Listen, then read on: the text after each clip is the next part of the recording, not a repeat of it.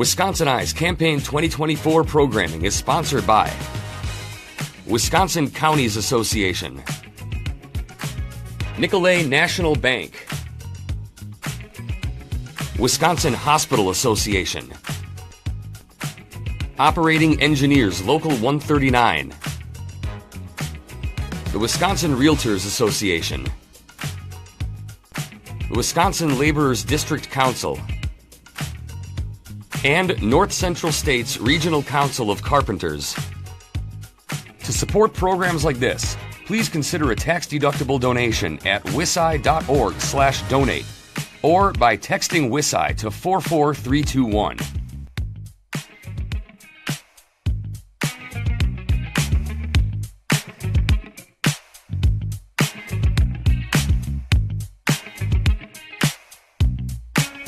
Jamie Wall of Green Bay is a Democratic candidate in the 30th Senate District. The election is November 5th. Jamie Wall, welcome to WisconsinEye. Oh, thanks for having me. Well, thanks for participating in our candidate interviews. What's your campaign's key message? Why are you running? I take pretty seriously what people say to me when I'm out talking to them. And, you know, maybe the issues will vary year to year, but what I hear a lot from people at their doors now is that they're feeling a little bit pinched by the cost of living. That, you know, you name it, everything from groceries to gas, and those are a couple things we can't do a lot about in state government, but there's some things we can. The cost of housing, cost of health care, child care. So I think my priority is to focus on the needs of regular people, try to make their lives a little bit easier financially by working to bring down some of those costs that we can influence, as well as to deliver a real tax cut for the working families who might need it in dealing with the stresses on their household budgets. So if elected, what's an example of a bill that would be a priority for you to introduce? Sure.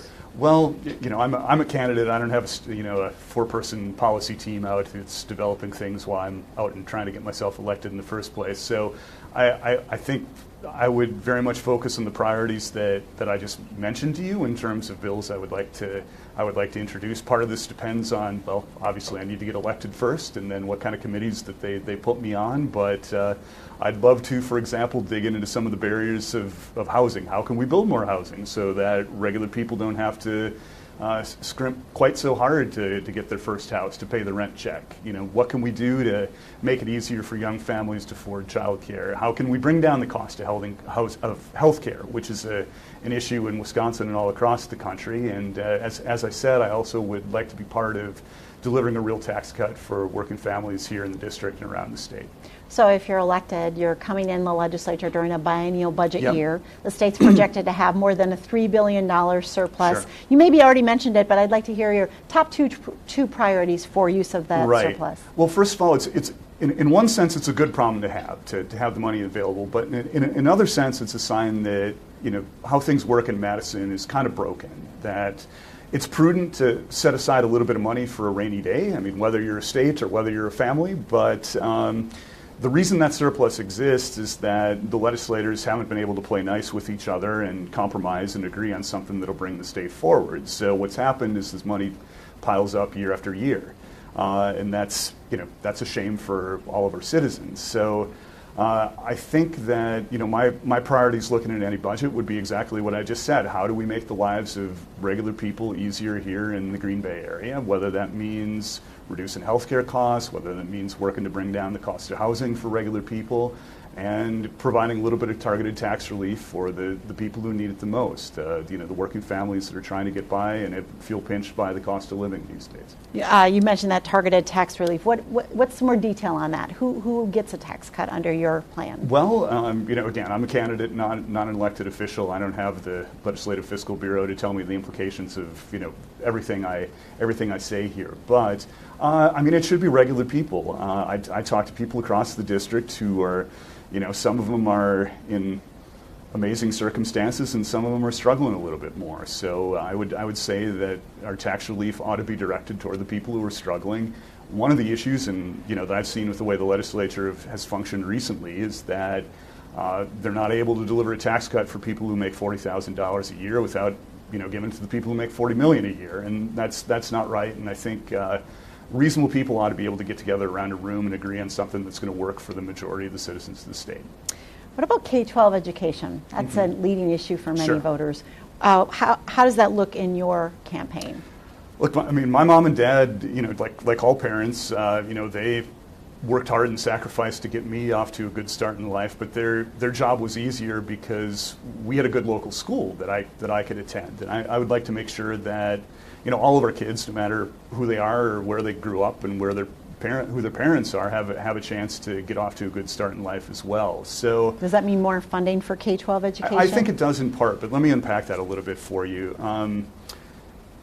All you need to know that there's something wrong with the way the state funds K through 12 education right now is I think every school district in my state Senate district has gone to referendum in the past several years. And what that means is that they've asked the voters to voluntarily increase their own property taxes to fund the schools, whether it be for capital projects like building and refurbishing an actual school building, or whether it be for operating, just paying the staff and doing all the other things to keep the lights on and operate a school district. All those referendums have passed, but the net effect, and that tells you the voters, at least in this part of the state, are supportive of public education, but the net effect of all this is it transfers more and more of the cost of actually the K through 12 school system onto the local property tax rolls. And nobody likes a tax, okay, no matter what it is. But if there's one tax people especially don't like, it's the local property taxes. I mean, I talk from people who are senior citizens, others on fixed incomes, that it's a big burden for them, especially because it arrives in one chunk or maybe a couple chunks across the year if you split it up that way. So I would like to see the state hold up its end of the bargain a little bit more, and the net effect of that should be to push down some of the burden on the local property taxpayers as well. Because the same money is coming out of the same people, but the question is, how do we do it in a way that doesn't hit our senior citizens and and others who are really burdened by the property tax? What about Wisconsin's higher education Yeah. system? 4-year colleges, 2-year colleges, technical colleges. What does that future look like to you, and what should the legislature focus on? Right. Well, I was first in my family to go to college, and my college education made a huge difference for my life and my career. So it was the best money I ever spent personally. I would think again. I mean, when I started college down at UW-Madison, I'm dating myself now. I paid $800 my first semester, and you could. Not quite, but almost at a zero to that for in-state students now, and costs have gone up for students across the system. You're right to mention technical colleges, by the way. I mean, there are more UW students that transfer into the technical schools than vice versa, and those programs and some apprenticeships that come with them often are the the gateway to good jobs and support families for an awful lot of people in the state. So.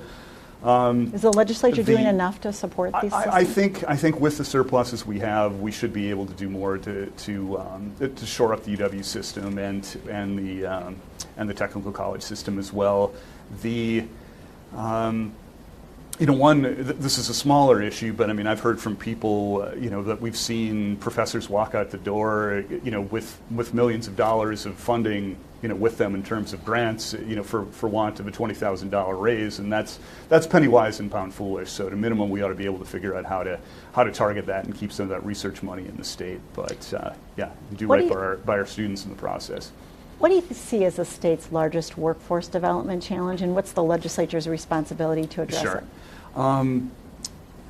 Look, I mean, every business you walk into, has this help wanted sign up, and that's, in one way, it's a great problem to have. But if you talk to business people, it's actually a problem. I mean, people are struggling to, to find the people with the right kind of skills that they need to operate their business. So, what does that mean? Do we have enough of the people with the right kind of skills to run the economy? And it's the private sector, it's the business sector that creates that creates all the prosperity in our state. So obviously it's a huge issue.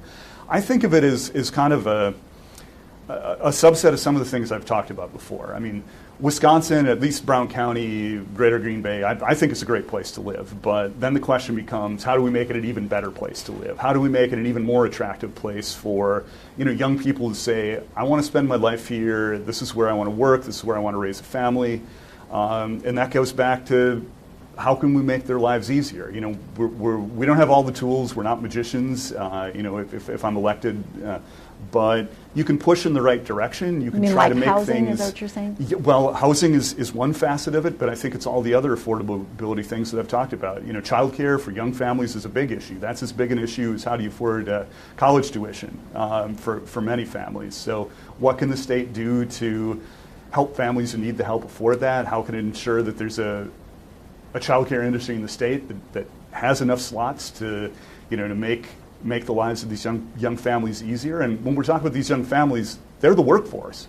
You know, if a woman, or, you know, less commonly a man, has to stay home to look after the kids, well, that's one less person who's out in the workforce that's able to keep the economy strong. So that's definitely part of the equation in my mind. I have a couple more workforce questions for you.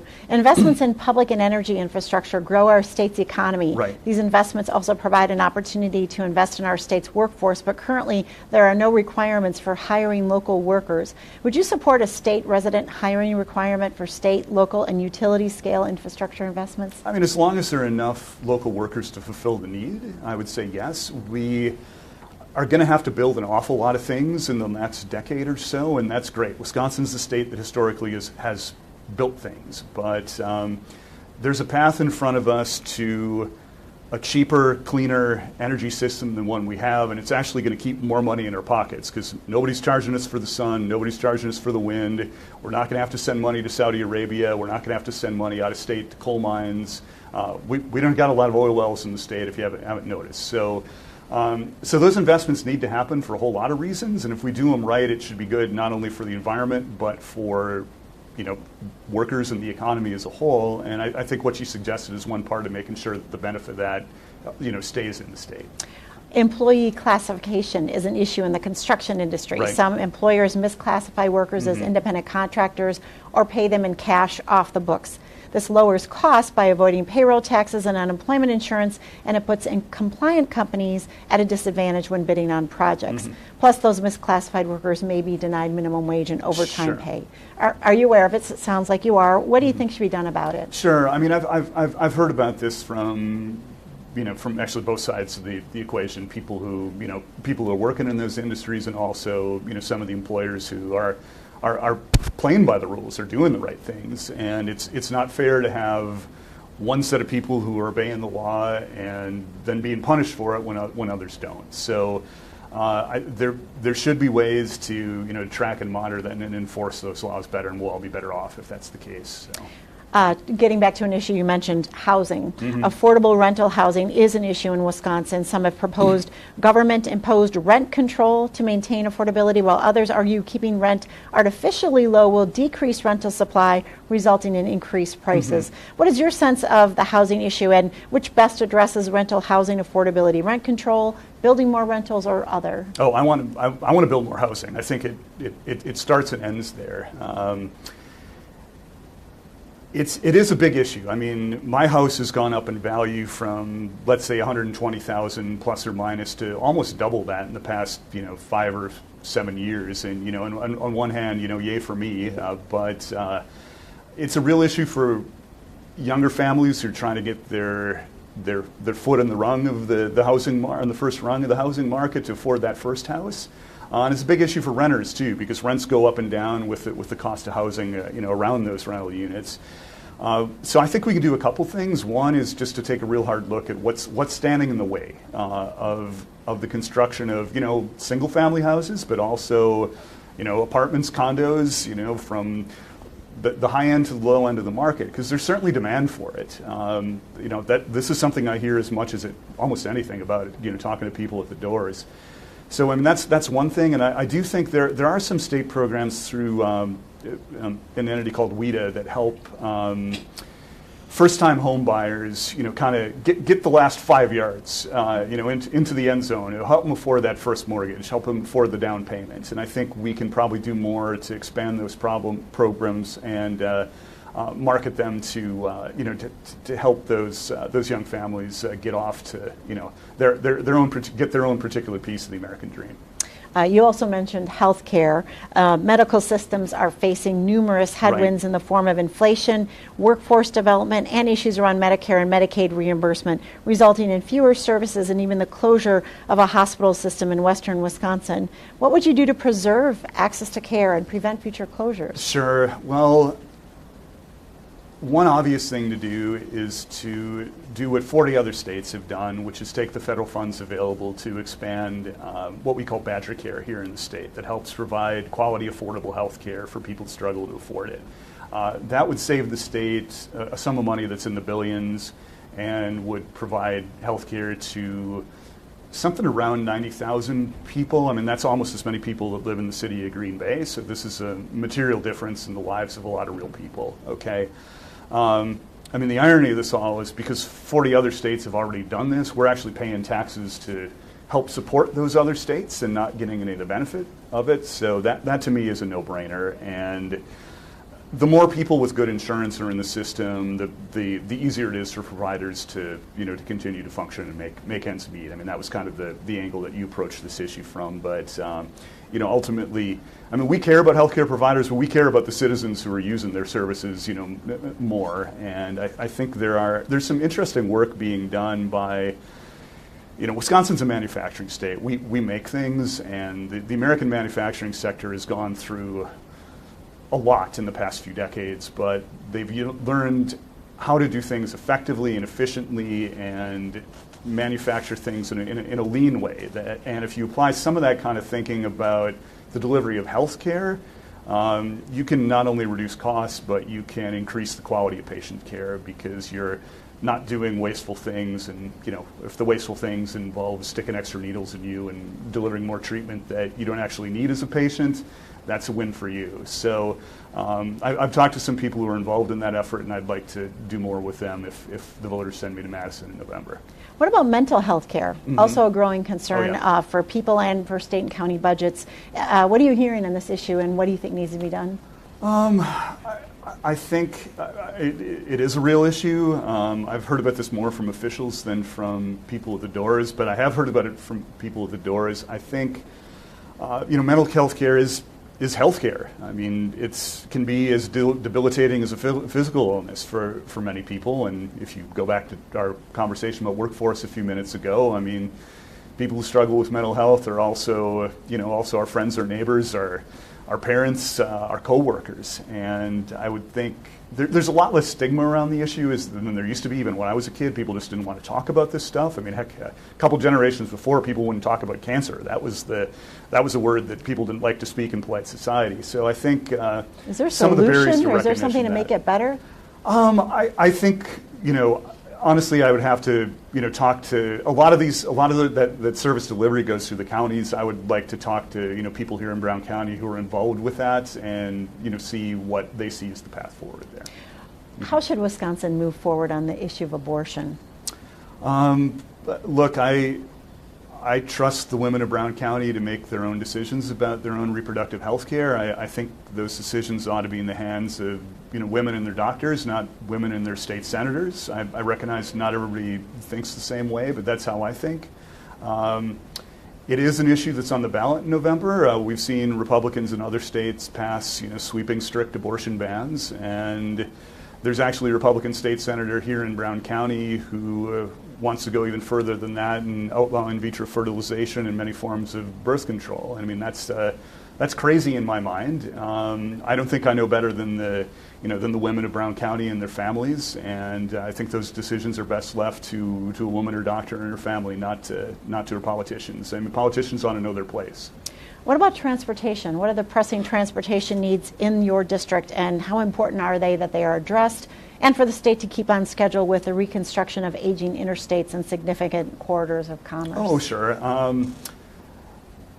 Look, I mean, this is all part and parcel of kind of quality of life. I mean, we need more housing. That implies we probably need some investments in our streets and our roads. Green Bay in particular has kind of been in a box where it's had difficulty keeping up with the maintenance of its street grid, and you'll notice that if you get around the city. So part of this at the local level is what's called shared revenue, and where the state takes its broader, fairer tax base and helps out local units of government that are dependent on the property tax with some of their needs. And there was some progress made in that in the last legislative session, but unfortunately, that particular bill did a lot more for rural townships than it did for the cities and villages in my districts. And I've got nothing against those rural townships. God bless them and those people. But we should have a system that's fair to people no matter where they live around the state. So I'd start out with that. And obviously, the bigger roads, the interstates are, the arteries of commerce for us. Wisconsin's a manufacturing state. Northeast Wisconsin depends on the trucking industry in particular to get its products to market. So 41 and 43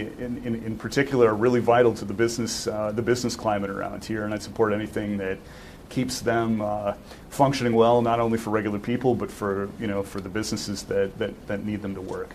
Yeah. PFAS and water contaminants are a growing concern for Wisconsinites. Do you see this as an important issue, and how should we be addressing it through the legislature? PFAS is an important issue. Those chemicals are toxic in very low concentrations, and they're very stable. Unfortunately, they're hard to, they don't break down very quickly, if at all. PFAS isn't an immediate concern for my particular district, but their community's not all that far away, Marinette, Peshtigo, and all around the state, Wausau, La Crosse, others that have big issues with contamination. Now, part of the problem here is the legislature agreed to set aside a sum of money in the last budget, pretty substantial sum, I think $125 million, to help those local communities who are dealing with big issues of contamination, but they haven't been able to agree with the governor as to how they can, and under what circumstances that they can release those funds. And that's just ridiculous to me, because there are people who have been drinking bottled water for, ever since they found out about this problem, and the state has no answer because the legislature is too dysfunctional, is not able to compromise to work together for the people who sent them to Madison, and that's a crying shame. So obviously that's one pretty clear issue there. Just personally, I serve in the commission that oversees the Green Bay Water Utility, which provides drinking water for most of my future constituents, touch wood.